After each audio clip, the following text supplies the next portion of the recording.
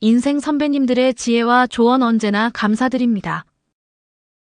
구독과 좋아요 꾹꾹 눌러주시면 좋은 영상 열심히 만들겠습니다. 항상 건강하세요. 이웃집 그녀의 사정 에피소드 1. 발코니 너머의 여자. 서울 강서구 어느 조용한 아파트 단지. 봄비가 가늘게 내리는 저녁. 회색빛 아파트 벽에 빗물이 흘러내리고 가로등 불빛이 젖은 보도블록을 반짝이게 만든다. 정민수 38살은 검정 우산을 들고 천천히 계단을 올라갔다. 엘리베이터가 고장난 건 이틀째였지만 누군가에게 말 붙이고 싶은 기분은 아니었다. 현관문을 열고 들어오자 고요함이 가득한 집. 세탁기 돌아가는 소리도 없고 TV 소리도 없다. 이혼 후 이사 온 지 3달째. 이제는 이 정막이 익숙하다. 그는 넥타이를 풀고 냉장고 문을 열어본다. 라면 하나와 맥주 한 캔. 그걸 꺼내 들고 발코니 쪽으로 나가 담배를 입에 문다. 그때 맞은편 발코니. 어슴푸레한 불빛 속에서 누군가 담배를 피우고 있다. 흰 티셔츠, 단정한 얼굴, 약간의 짙은 화장. 그녀는 가볍게 고개를 끄덕인다. 민수도 어색하게 인사로 받아친다. 처음 보는 여자. 분명 이사 온 지 얼마 안 된 듯하다. 다음 날 밤. 또다시 그 시간 그 자리에 서 있는 여자. 민수는 담배를 피우며 눈을 피하듯 고개를 돌린다. 그런데 갑자기 그녀가 먼저 말을 건다. 서현, 날씨가 아직 춥네요. 민수, 그러게요. 서현, 저는 이사 온 지 일주일 됐어요. 옆집이세요? 민수, 네. 904호. 서현, 전 905호요. 앞으로 자주 마주치겠네요. 그녀는 싱긋 웃는다. 민수는 그 미소가 조금 이상하다고 느낀다. 뭔가 익숙한 듯한 표정. 하지만 곧 머릿속에서 지워버린다. 며칠 뒤. 퇴근 후 문을 열자마자 택배 상자가 눈에 들어온다. 905호 이서현이라고 쓰여 있다.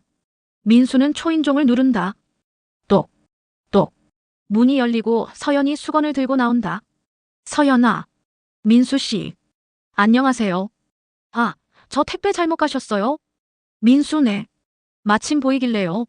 서현 감사해요. 혹시 저녁 안 드셨어요? 민수 네. 그냥 대충 뭐 먹으려고요. 서현 그럼 같이 드실래요? 저 너무 많아서요. 잠깐의 망설임. 그러다 민수는 고개를 끄덕인다. 그녀의 집은 생각보다 정갈하다. 아늑한 조명, 벽 한켠에는 흑백 사진이 걸려있다. 밥상 위엔 직접 만든 듯한 김치찌개, 두부조림, 달걀말이. 서현 혼자 먹기 아깝잖아요. 저도 혼자라. 민수 요리 잘하시네요. 서현 배운 건 없어요. 그냥 익숙해서요. 대화는 자연스럽게 이어지고 서로의 이름, 나이, 직업을 공유한다. 민수는 보험회사 영업팀. 서현은 프리랜서로 번역 일을 한다고 했다. 서현 사실 누군가랑 이렇게 밥 먹는 게 오랜만이라서요. 민수 저도요. 이혼하고 나선 누굴 초대한 적도 없어요. 서현은 조용히 숟가락을 내려놓는다. 그녀의 눈빛엔 묘한 감정이 섞여 있다. 서현 그런 이야기 쉽게 해줘서 감사해요. 민수, 이상하게 말해도 되나요? 처음 보자마자 낯이 익다고 느꼈어요. 근데 생각해봐도 어디서 본 적은 없는 것 같고. 서현은 잠시 민수를 바라보다 말한다. 서현 사람의 뒷모습이 기억을 자극할 때가 있죠. 전 민수 씨가 처음부터 너무 익숙했어요. 그날 이후 두 사람은 일주일에 한두 번씩 밥을 먹는다. 말이 잘 통했고 웃음도 잦았다. 그러던 어느 날 밤. 민수가 쓰레기를 버리러 나가는 길. 우연히 서현의 현관문이 살짝 열려 있는 걸 본다. 그리고 그 안쪽 거실. 벽에 붙은 사진 몇 장. 민수는 발걸음을 멈춘다. 거기엔 분명 자신의 모습이 찍혀 있었다. 회사 앞에서, 계단 위에서, 심지어 잠든 모습도. 그 순간 문이 찰칵 닫히고 서현이 나온다. 서현 민수 씨. 아직 안 주무셨네요? 민수, 네, 그냥 바람 쐬러 나왔어요. 서현은 미소 짓는다. 그 미소는 분명 처음 만났을 때와 달랐다. 이제는 숨기지 않는 어떤 계획이 담긴 듯한 표정. 그날 밤, 민수는 혼잣말을 한다. 민수, 대체 당신 누구야? 이웃집 그녀의 사정 에피소드. 2. 그녀의 집에는 내 사진이 있었다. 그날 밤, 민수는 잠을 이루지 못했다. 아무리 생각해도 말이 안 됐다. 자신의 사진이 왜 그녀의 집 벽에 붙어 있었을까? 카메라 각도, 초점, 거리. 몰래 찍지 않고선 찍을 수 없는 앵글이었다. 다음 날 민수는 회사에 출근하지만 일에 집중할 수 없다. 자꾸만 떠오른다. 그녀의 시선, 미소, 말투. 그리고 그 사진들. 회사 동료 수진이 커피를 내려준다. 수진, 정 대리님, 요즘 어디 아프세요? 안색이 많이 안 좋아요. 민수 아니야. 그냥 요즘 좀 잠을 못 자서. 수진 불면증이요? 민수는 망설이다가 조심스럽게 묻는다. 민수 있잖아. 혹시 누가 몰래 내 사진 찍고 다니면 그거 법적으로 문제되지. 수진, 헐 왜요? 누가 그래요? 진짜요? 민수, 그냥. 가정법 얘기 중에 나왔던 거야. 괜히 물어봤네. 민수는 고개를 숙인다. 말하지 못한 이유는 하나. 확신이 없기 때문이었다.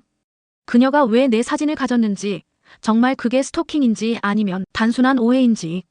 퇴근 후 그는 다시 발코니에 선다. 서연은 이미 나와 있다. 서연, 오늘 하루 어땠어요? 민수, 정신없었죠. 늘 그렇죠 뭐. 서연은 담배를 피우다 말고 민수를 바라본다. 서연, 민수 씨는 누구한테 버림받아 본 적 있어요? 민수. 서연, 그 사람한테 버림받은 기억은 지워지지 않아요. 오히려 선명해지죠. 시간이 갈수록. 민수는 말없이 고개를 돌린다. 그녀의 말투엔 누군가에 대한 원망, 아니, 집착이 스며 있다. 민수의 머릿속엔 하나의 이름이 떠오른다. 지혜. 그의 전 부인. 자신을 떠난, 그리고 두고도 미련을 남긴 이름. 며칠 후 민수는 결정한다. 서연을 조사해보기로. 그는 회사에서 몰래 주소지 등록 조회 서비스를 이용해본다. 905호 이서연. 그러나 뜨는 이름은 이서연이 아니다. 민수, 장소연. 그는 목이 말라 물을 들이킨다. 가명이었어. 그녀는 왜 이름을 속인 걸까? 혹은 왜 장소연이라는 이름으로 살고 있는 걸까? 민수는 그날 밤 그녀의 집 앞을 맴돈다. 현관문은 굳게 닫혀 있다. 그는 귀를 문에 가까이 대본다. 안쪽에서 뭔가 울리는 듯한 소리. 여자의 낮은 목소리. 그리고 울음소리. 서연, 작게 왜 이제 와서 나를. 민수는 그 자리에 멈춘다. 심장이 이상하게 뛰기 시작한다. 이건 단순한 이상한 이웃이 아니라 뭔가 더 크고 깊은 비밀이 있다. 다음 날 아침. 서연은 평소와 다름없이 웃으며 인사를 건넨다. 서연, 오늘은 날이 맑네요. 봄이네요, 진짜. 민수는 어색한 미소만 짓는다. 그녀가 지금 나를 감시하는 것 같았다. 그녀가 내 삶에 너무 많이 들어와 있다.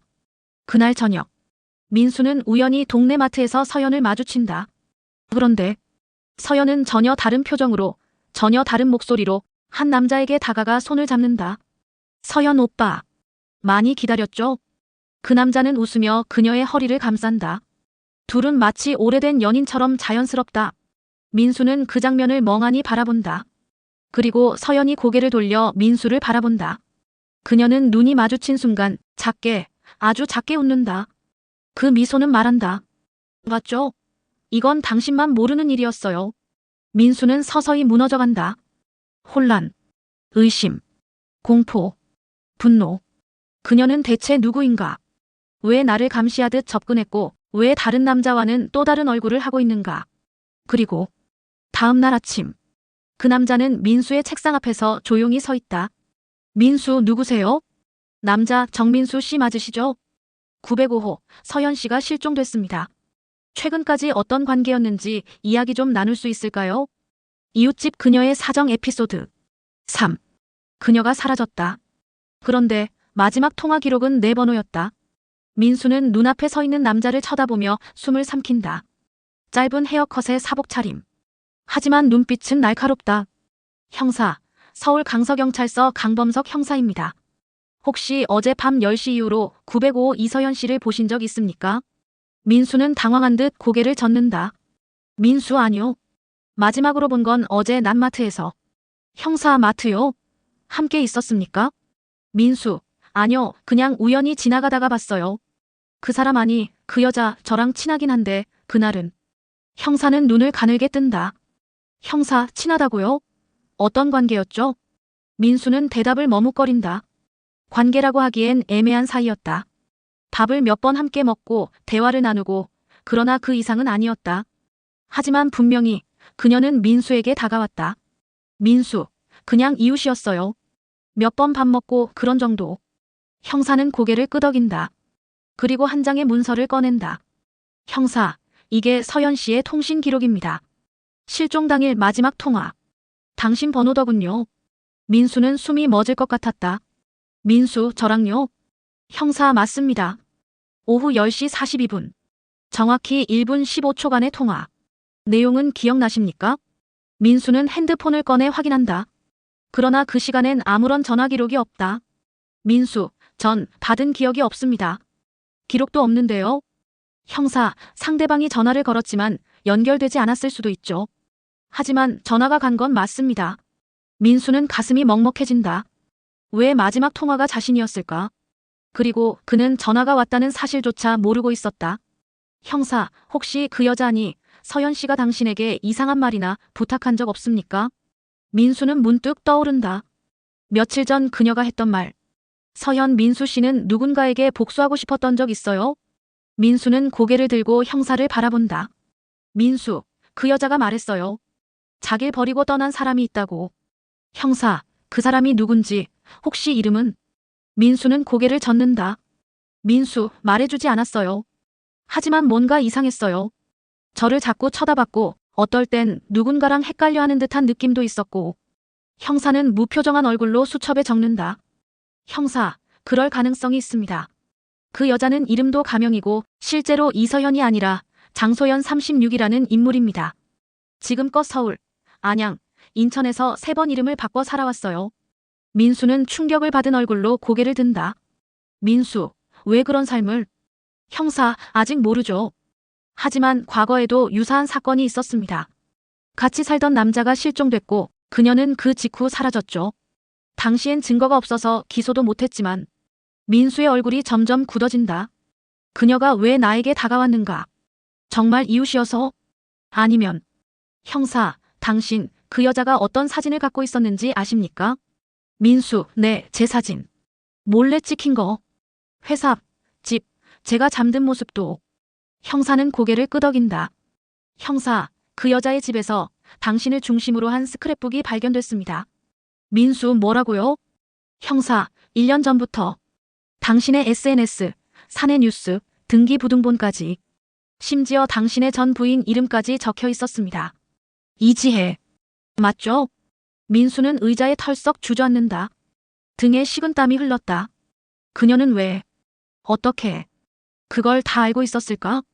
형사, 전 부인과의 이혼 사유, 당신이 몇 년 전 정신과 치료를 받은 기록, 그 모든 게 정리되어 있었습니다.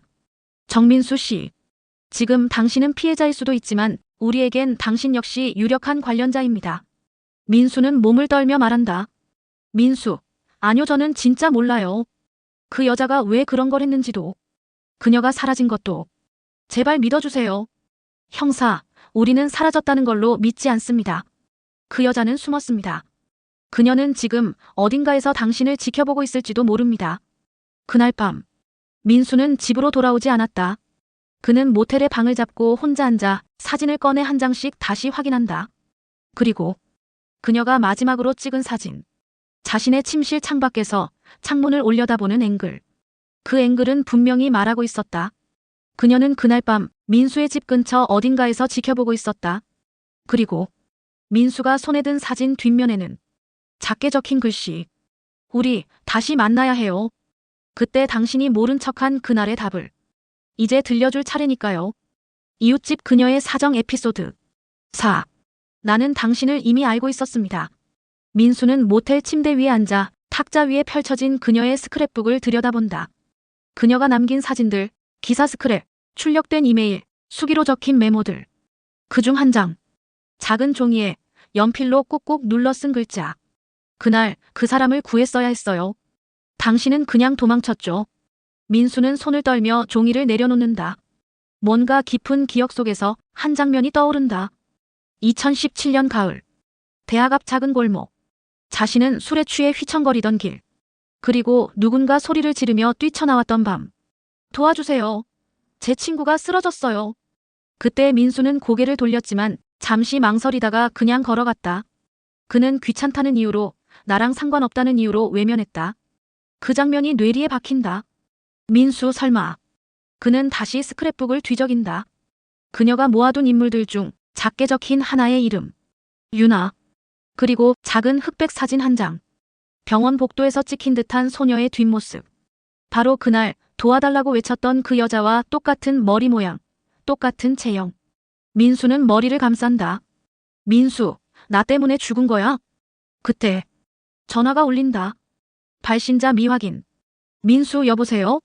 익숙한, 그러나 음울한 목소리. 서연 본명, 소연 기억났나요?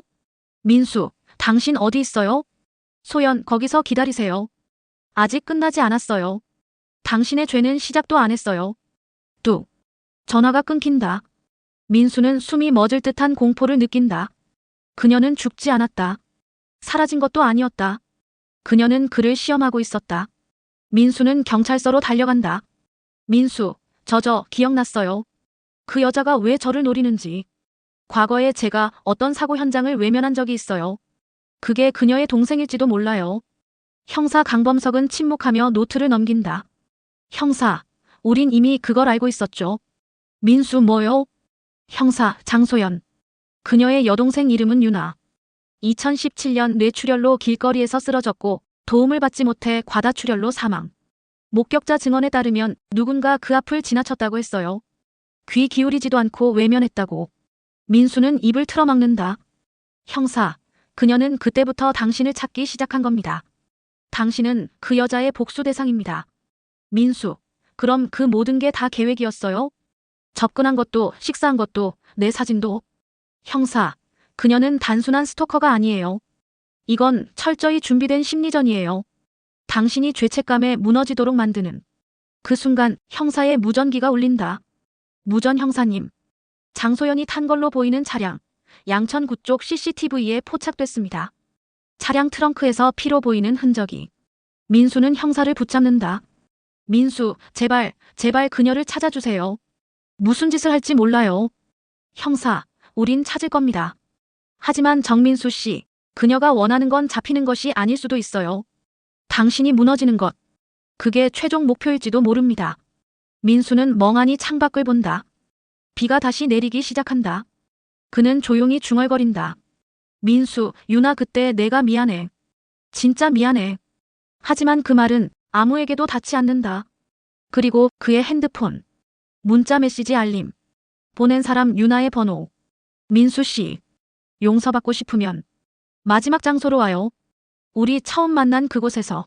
민수는 핸드폰을 떨어뜨린다. 유나의 번호. 그 번호는 분명 6년 전 그녀가 사망하며 끊긴 번호였다. 이웃집 그녀의 사정 에피소드. 우리는 다시 그날로 돌아간다. 서울 강서구. 비 내리는 심야의 골목. 민수는 검은 점퍼를 걸치고 한 손에 우산을 들고 있다. 그가 도착한 곳은 6년 전 유나가 죽던 그 골목이었다. 낮은 가로등 아래. 피자 가게 간판이 깜빡이고 하수구에서는 김이 피어오른다.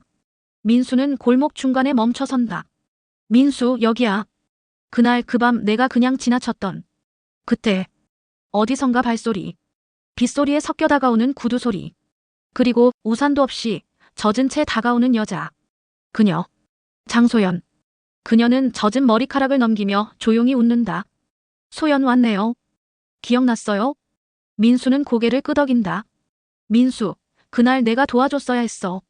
근데 그냥 지나쳤어. 귀찮아서 무서워서. 그게 당신 여동생이었다는 걸 몰랐어. 소연은 고개를 젓는다. 소연 아니요. 모르고도 지나치는 게 더 잔인한 거예요. 민수는 무릎을 꿇고 바닥에 손을 짚는다. 입술이 떨린다. 민수 미안해요. 내가 어떻게든 벌을 받을게요. 소연은 조용히 그를 바라보다 주머니에서 작은 녹음기를 꺼낸다. 삐소리와 함께 녹음된 목소리. 민수 씨, 그날 기억나요? 누군가 쓰러져 있었고 당신은 그냥 고개를 돌렸죠. 민수는 고개를 든다. 민수, 이거 언제? 소연, 우리 식사할 때요.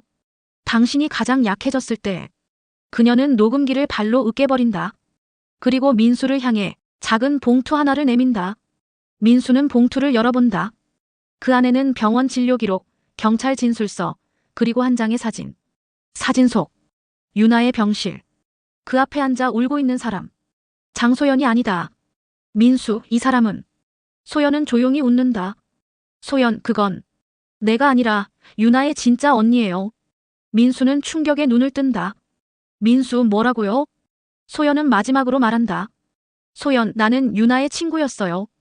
단 하나뿐인 친구. 그 아이가 죽을 때까지 늘 말하던 이름이 민수였어요. 민수, 그럴 리가. 유나가 나를 알아. 소연, 고등학교 때 당신이 했던 봉사활동. 아픈 아이들에게 그림을 가르쳤죠. 그 중에 유나가 있었어요. 그리고 그 아이는 당신을. 민수는 숨을 멎은 채 듣는다. 소연, 사랑했어요. 혼자서. 끝까지. 민수는 그대로 주저앉는다. 그의 기억은 왜곡돼 있었다. 그날 외면한 게 모르는 사람이라 생각했지만 사실은 그 아이가 마지막 순간에도 가장 의지하고 싶었던 사람이었다. 소연은 마지막 말을 남긴다. 소연, 그래서 난 복수하러 온 게 아니에요. 그저 당신이 기억하길 바랐어요. 당신도 누군가의 전부였다는 걸. 그리고 그녀는 돌아선다. 민수, 이제 어디로 가요? 소연, 이제 나도 몰라요. 그 아이가 없어지고 나도 방향을 잃었거든요. 민수는 뒤에서 외친다. 민수, 소연 씨. 혹시 당신이 유나를 대신해 나한테 와준 거라면 정말 고마워요. 소연은 멈추지 않는다. 그녀의 뒷모습이 비에 젖은 골목 속으로 사라져간다. 며칠 후 민수는 경찰서에 진술서를 제출한다. 자신이 무심했던 과거, 그날의 기억, 소연이라는 사람. 하지만 경찰은 말한다. 형사, 장소연이라는 인물은 실존하지 않습니다. 신분증, 전화번호, 통장 모두 허위로 개설된 겁니다. 민수는 조용히 웃는다. 민수, 그럼 그녀는 누구였을까요? 형사, 그건 당신만이 알 수 있겠죠. 엔딩씬. 민수는 다시 발코니에 서 있다. 흐린 봄빛 속 담배를 문 채 맞은편 빈 발코니를 바라본다. 누군가 있었던 자리. 지금은 아무도 없다. 민수 속으로. 이웃집 그녀의 사정은 결국 나 자신이 만든 이야기였는지도 모른다.